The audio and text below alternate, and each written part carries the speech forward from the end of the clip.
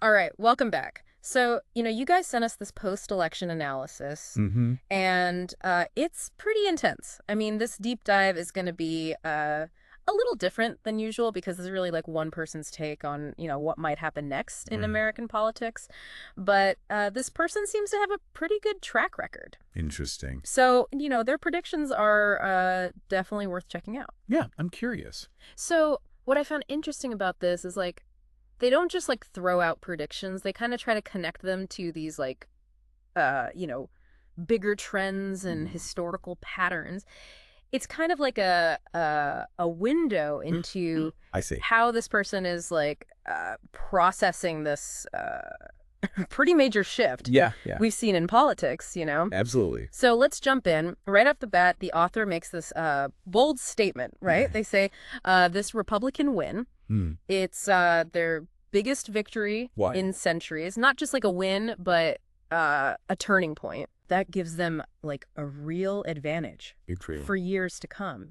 And what do they attribute that to? So they talk about these things called structural advantages that Uh-huh. Republicans have built into the system. Gotcha. Things like the Senate filibuster, how the Electoral College works, Hmm. gerrymandering, Right. and the fact that rural areas, which tend to lean Republican, Hmm. have more power in the Senate than urban areas. I see.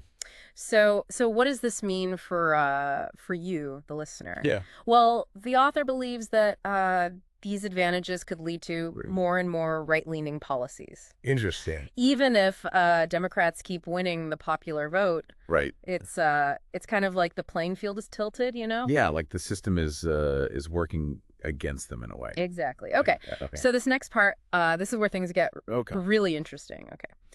The author predicts a potential civil war A civil war. Well, within the Democratic Party, between between the progressive wing and the more yeah. moderate wing.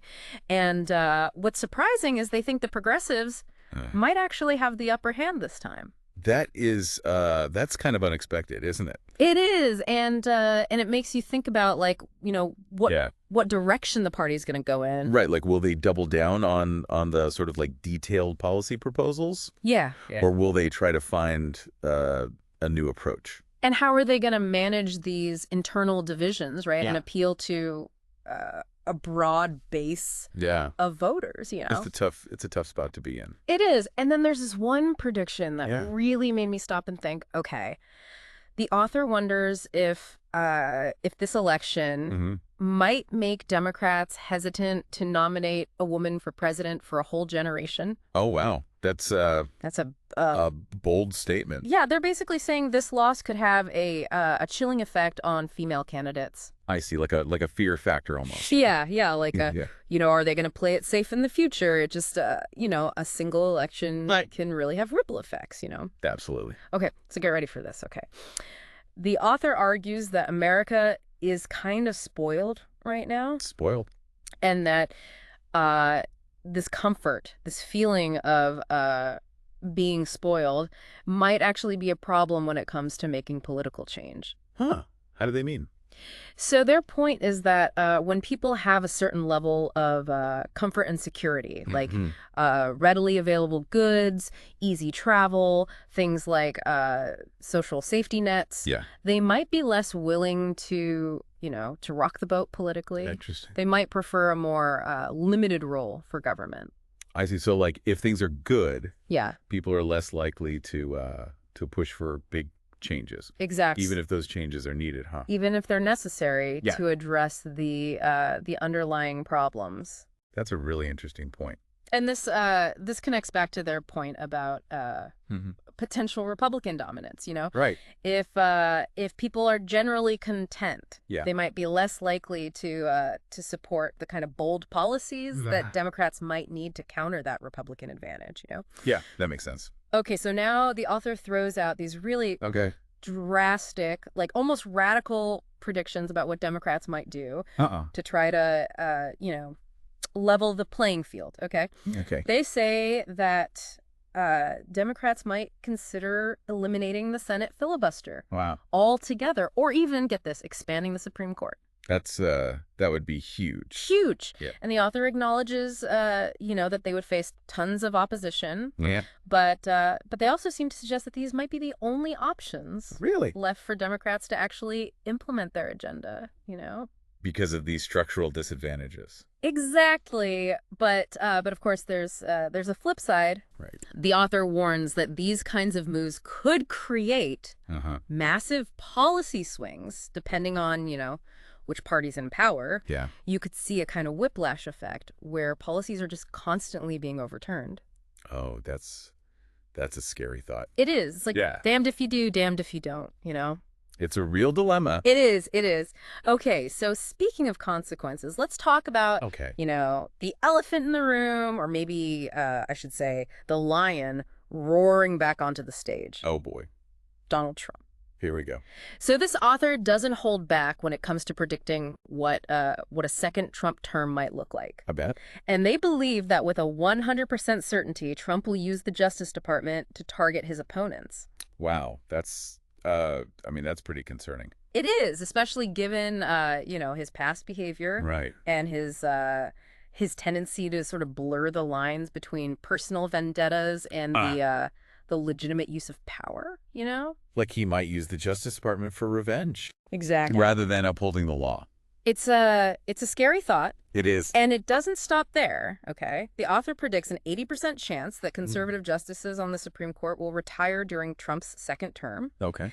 giving him the opportunity to appoint young conservative judges Oh, wow. who could shape the court for decades. Yeah, that's a huge deal because Yeah, the Supreme Court has such an impact on American life. totally.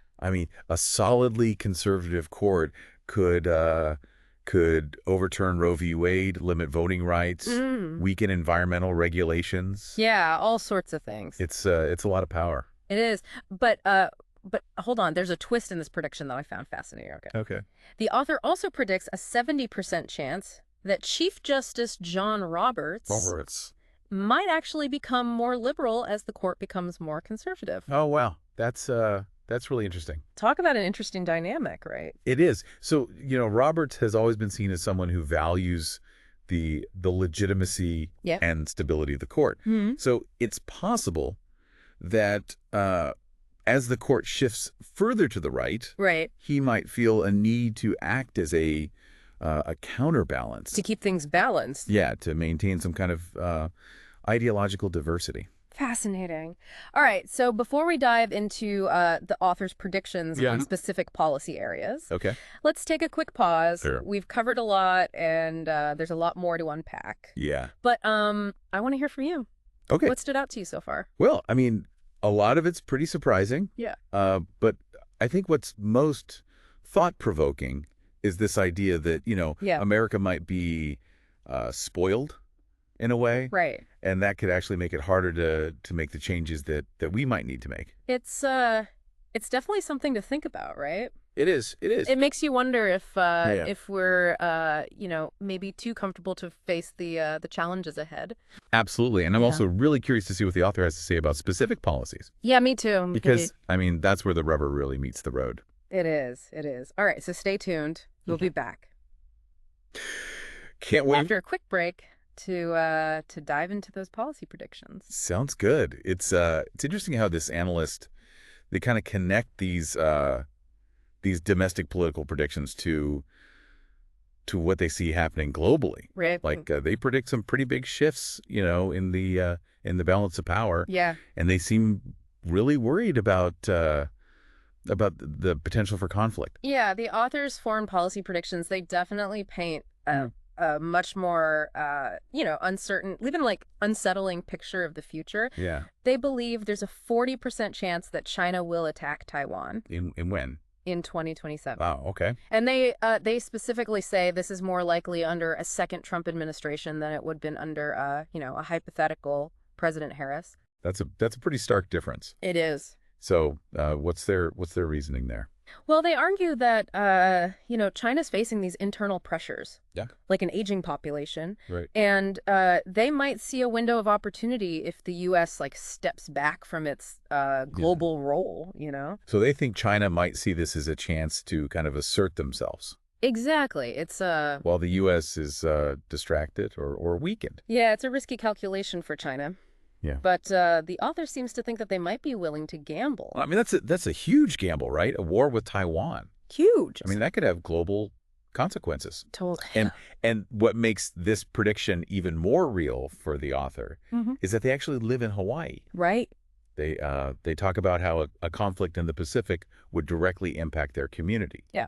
Which I think is a good reminder that these geopolitical events, they're not just abstract ideas, right?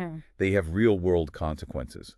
They do. They do. And the author sees this potential conflict over Taiwan as part of this larger trend, right? What trend? Like a potential decline in U.S. global leadership. So a shift away from a U.S.-led world. Yeah. And a shift towards a more what they call multipolar world. A multipolar. Where other powers like China and Russia have, more influence. Interesting. So like a more fragmented world, maybe? Yeah, more fragmented, but also potentially like less stable, less predictable. Right, because if there's no clear leader, then it's more chaotic. It is. It is. They even predict a 65% chance that the U.S. will cut off support for Ukraine. Wow. Okay. And what do they say would happen if that happens? They say it could lead to Ukraine's collapse. Oh, wow. And send a signal to other U.S. allies that they can't really rely on American support. I mean, that would be huge, right? Imagine the impact on global trust and alliances. It's a pretty scary thought. Yeah, if the U.S. is seen as unreliable, then it could embolden countries like Russia to act more aggressively. And it could make other countries hesitant to partner with the U.S. Exactly. It's like the whole system starts to unravel. Right. The old order breaks down. Yeah, and the author even floats the idea, I mean, get this, of Trump pulling the U.S. out of NATO. Out of NATO? Seriously? Yeah, they give it a 50% probability. Wow. I mean, can you imagine the fallout if that happened? It would basically dismantle, the Western alliance. It would be a complete abandonment of America's role as a guarantor of European security. And it would create this power vacuum that Russia would be all too eager to fill. Right. It's like giving Putin exactly what he wants. Exactly. A weaker Europe, a more divided West. And it's not just about these big power rivalries. Okay. The author also predicts that Israel will have more freedom to act aggressively in the region. More aggressively? What do you mean? Well, they seem to be suggesting that, a less engaged U.S. would embolden its allies to kind of take matters into their own hands, even if those actions increase the risk of conflict. Interesting. And in the case of Israel, this could mean a more assertive posture towards Iran, potentially leading to direct military confrontation. So a regional conflict could escalate into something much bigger. Exactly. And speaking of Iran, the author predicts an 80% chance that they'll develop nuclear weapons. Nuclear weapons. Wow, that's a game changer. And become a much more dominant force in the Middle East. Yeah, I mean, that aligns with what a lot of experts are saying, that that Iran's nuclear program is a major threat to regional stability. And a nuclear-armed Iran could trigger an arms race in the Middle East. Right, because then other countries might feel like they need nuclear weapons to protect themselves. Exactly. And it gets even scarier, okay? What now? The author worries that this could trigger a domino effect. Oh, boy. With other countries deciding they need nuclear weapons to protect themselves in a world where the U.S. is seen as a less reliable partner. Right, it's like nuclear proliferation. Yeah. And that's a terrifying thought, right? The more countries that have nuclear weapons, the higher the risk of accidents, miscalculations, or even intentional use. And it's not just about nuclear war, okay? The author also predicts a 60% chance of increased terrorism. Terrorism. Where? Both in the U.S. and globally. So they're saying that the world could become a much more dangerous place. Yeah, and they connect this prediction to the potential for U.S. retrenchment from the world stage. I see. So they're saying that that if the U.S. is seen as weak or unreliable, it could fuel anti-American sentiment. Yeah. And create opportunities for terrorist groups. And this heightened risk of terrorism could lead to increased security measures within the U.S. Okay, like what? They specifically mention concerns around major events like the Olympics and the World Cup. Right, which the U.S. is hosting in the next few years. Exactly. So they're saying that that our daily lives could be impacted by this. Totally. Like more security checks, more surveillance, that kind of thing. So if we kind of step back and look at the author's foreign policy predictions as a whole, what they're basically describing is a world in transition, right? Moving away from a U.S.-led global order towards something much less stable. Less predictable.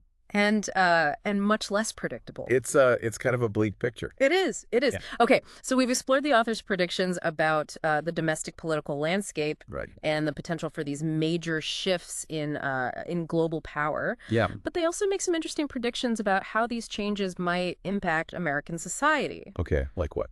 Well, they seem to believe that a second Trump term, coupled with these global shifts, could lead to a more divided, less stable, and potentially more authoritarian America. That's a pretty disturbing thought. It is. It is. Some of these predictions are pretty intense. Like, they predict a renewed push for the border wall. Yeah, seriously. Even more aggressive immigration policies, and a real possibility of mass deportations. Deportations. That could even sweep up American citizens by mistake. That's really scary. It is, and it really speaks to their anxieties about the potential erosion of civil liberties and the rule of law. Like they're worried that basic rights could be violated? Exactly. They seem to fear that a more nationalistic, populist approach to immigration could lead to the targeting of vulnerable groups and a disregard for basic legal protections. It's slippery slope. It is. It is. And it's not just about immigration. Okay. The author also predicts cuts to education and social safety net programs. Oh, wow. Which they say could make inequality worse. Right. And create more social unrest. And this connects back to their earlier point about, a spoiled America. Right, right. They seem to believe that this sense of comfort and security could erode as economic inequality widens. And the government provides less support. Exactly. For people who are struggling. They even predict that the federal government itself will become less effective. Less effective? How so? With, politically motivated appointments undermining the ability of agencies to do their jobs. So basically the government would become more dysfunctional. And this points to a potential decline in the quality of governance and a loss of faith in democratic institutions. A pretty grim outlook. It is. It's like they're saying that the pursuit of partisan agendas could take precedence over the common good. Right, which would lead to a more divided and less effective government. Exactly. And this brings us to another prediction that really stood out to me, okay? The author sees a continued decline in trust in traditional journalism and a rise in less reliable online news sources. Yeah, that's something we're already seeing. And they even suggest that this could make it easier for misinformation and propaganda to spread. Which would further divide the country. Exactly. And make it harder to have, reasoned debates and find common ground. So it seems like the author's painting this picture of a future where America is more divided, less stable, and more vulnerable to both internal and external threats. That's a lot to take in. It is. It's a pretty bleak outlook. Yeah. But they do offer some glimmers of hope, Okay, like what? What are the positives? Well, they believe that the setbacks faced by the transgender community could ultimately lead to faster acceptance in the long run. Okay, so like a setback that ultimately leads to progress. Yeah, it's a reminder that progress isn't always linear. Right. And sometimes setbacks can create momentum for change. And what about the economy? Do they have any predictions about that? They predict a surge in the use of cryptocurrency. Cryptocurrency. Interesting. Which they see as a potential challenge to traditional financial systems. Right. It's like a decentralized alternative to banks and government-controlled currencies. Exactly. Whether that's a good or bad thing, I guess, is up for debate. It is. It is. And even though they worry about the power of tech companies, they also acknowledge that that technology could be a force for good, It's a double-edged sword, right? It is. It is. Technology can connect people. It can drive innovation. Yeah. But it can also be used to, to manipulate and control. So before we wrap up with the author's final thoughts and the potential for this new world order, let's pause again for a moment. Okay. What are your reactions to these predictions about the future of American society? Well, I mean, some of them are pretty alarming, I have to say, especially the ones about, the erosion of civil liberties and the rise of authoritarianism. Right. But I also appreciate the authors, their attempt to be balanced by highlighting some of the potential positives as well. Like the potential for faster acceptance of the transgender community. Exactly. And also the potential for, technological innovation to create positive change. It's a mixed bag, right? Yes. There's a lot to be concerned about, Yeah. but also some reasons for hope. I guess it all comes down to the choices that we make, right? Exactly. Both individually and as a society. It's up to us to shape the future. It's kind of amazing how they tie all these predictions together into this like bigger narrative about a potential shift in the whole global order. It's like they're suggesting we're at the beginning of a whole new era. Right. And one that could be a lot less stable. Right. And they make that comparison to the period before World War II. Oh, wow. When the old world order was like breaking down, right, and nobody knew what would replace it. It's that's a pretty heavy analogy. Yeah, it's pretty heavy analogy. So what does this new world order look like in their view? They describe it as a multipolar world. Okay. Where power is more diffuse. There isn't one single dominant power like the U.S. has been for the past few decades. And they see countries like China and Russia playing a much bigger role. Right, and they worry that could lead to more competition, more conflict, more instability. Right, so they specifically predict that the U.S. might retreat from its global leadership role. Okay. Leaving this vacuum that other countries will rush to fill. Right. And they seem to think this could lead to a more dangerous world. Yeah, I mean it's understandable, right? If the U.S. steps back and there's no one to kind of enforce the rules. Right. Then it's kind of a free for all. Yeah. Yeah, the law, the jungle. But, it's not all bad. Right. They also point out that this shift could create opportunities for new alliances, new partnerships. The world might become more fragmented, but it could also become more diverse. Okay. Less dominated by a single superpower. So it's kind of it's complicated. A mixed bag. Yeah, there are potential risks, right, but also potential benefits. So where does this leave us? What can we do, right, if this is the future we're headed towards? Well, they don't offer any easy answers, right, but they do emphasize how important it is to be aware of the potential challenges and opportunities. Yeah, this new world order might present. Right, they're suggesting that we need to be more adaptable, more flexible, more willing to engage with the world in new ways. So it sounds like they're calling for a more nuanced approach to foreign policy. Exactly. One that recognizes the complexity of the global landscape. Right, and doesn't rely on simplistic solutions or outdated ideologies. And they also seem to be emphasizing the importance of individual action.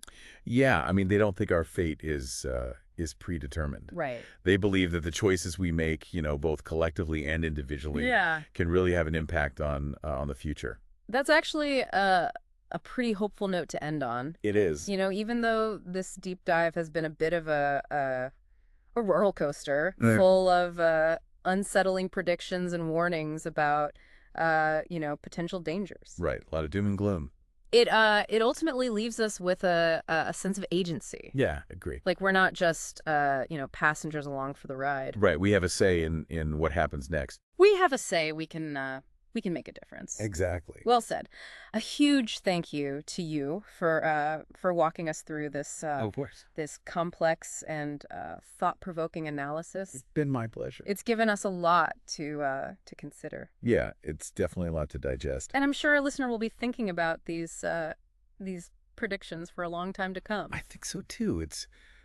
it's really made me think about the future. So to you, our listener, we've just explored one person's vision of what the future might hold. Mm-hmm. It's not a crystal ball. Yeah. It's just one possible scenario. But it's a scenario that makes us ask some big questions. Big questions about where we're headed as a society, as a nation, right, as a global community. And as we've discussed throughout this deep dive, Yeah. the future isn't set in stone, right? Right.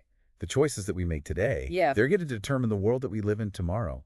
So as you go about your day, think about these predictions. Yeah. Which ones resonate with you? Which ones do you find most concerning or most hopeful? And most importantly, what actions can you take, even small ones, right, to help create the future you want to see? Remember, change starts with awareness. Well said. The more we understand the challenges, the opportunities that lie ahead, right, the better equipped we'll be to navigate the future. Thanks for joining us on this deep dive. Thanks for having me. We'll catch you next time for another fascinating exploration. Looking forward to it. Of the ideas shaping our world.